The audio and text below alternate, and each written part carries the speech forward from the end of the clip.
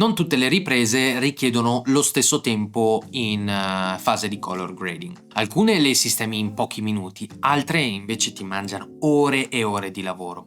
E non è per il software. Spesso si pensa che il colore sia lento di per sé o che Resolve sia complicato, e questa cosa l'ho sentita dire tantissime volte. Oppure che il problema siano le cosiddette LUT sbagliate o che non funzionano con le nostre immagini. Spoiler, questo succede quasi sempre. In realtà il tempo che passi sul colore spesso lo hai deciso sul set senza saperlo. Questa è una cosa che ho capito lavorando su progetti diversi e progetti comunque anche molto simili tra loro.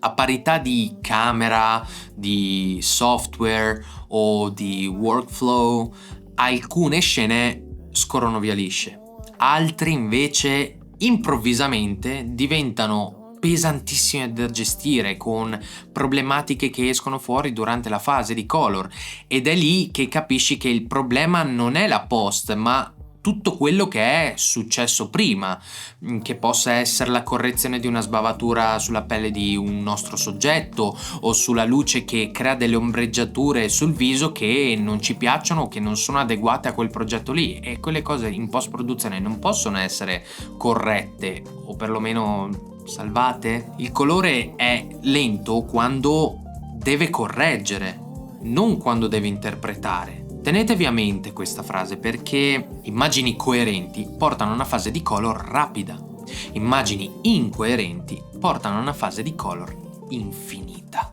Le cause principali di questa incoerenza sono 3. La prima è la luce incoerente, ovvero che la stessa scena, ma con una luce che cambia continuamente, quindi nuvole o practical non controllati o condizioni diverse. Ecco, il colore non può unificare ciò che sul set non era coerente.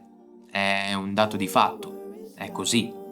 Anche piccole variazioni che sul set possono sembrare, per così dire, innocue, fidatevi, in post-produzione diventano enormi. Ti ritrovi a inseguire un equilibrio che possiamo dire che in realtà non è mai esistito davvero. La seconda è l'esposizione instabile.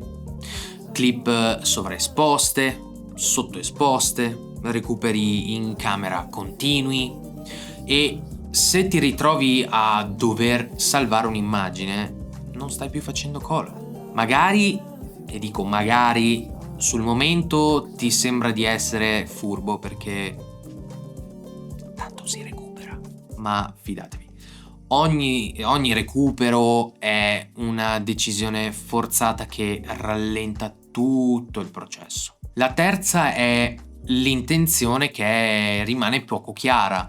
Quando non sai che tono deve avere una scena e stai cercando che cosa funziona, ecco, diciamo che il grading rallenta perché stai ancora prendendo delle decisioni narrative, quindi cose che vengono prima della fase di color correction, color grading.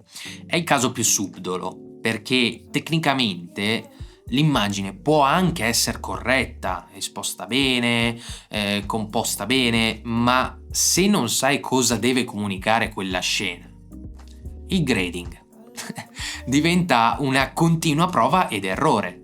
Proviamo a fare un esempio pratico. Immagina 2 scene molto simili tra loro. Stessa location, stesso soggetto, stesso momento narrativo. In una scena la luce è coerente, l'esposizione è stabile e l'intenzione è pressoché chiara. Nell'altra no. Nel primo caso il colore diventa una rifinitura, nel secondo diventa una lotta continua, ed è lì che capisci perché una scena ti porta via 10 minuti e l'altra invece ti può portare via tranquillamente 2 ore. Pensare che passare più tempo sul colore significhi fare un lavoro migliore è un errore, perché spesso è solo tempo perso o peggio ancora confusione a posteriori. Il colore è veloce quando sai cosa stai raccontando, perché devi solo occuparti di rifinire. È lento quando invece stai ancora cercando di capirlo. Magari nel prossimo episodio potremo parlare del perché l'estetica senza contenuto è un vicolo cieco. Grazie per essere passati di qui e ci vediamo nel prossimo video. See ya!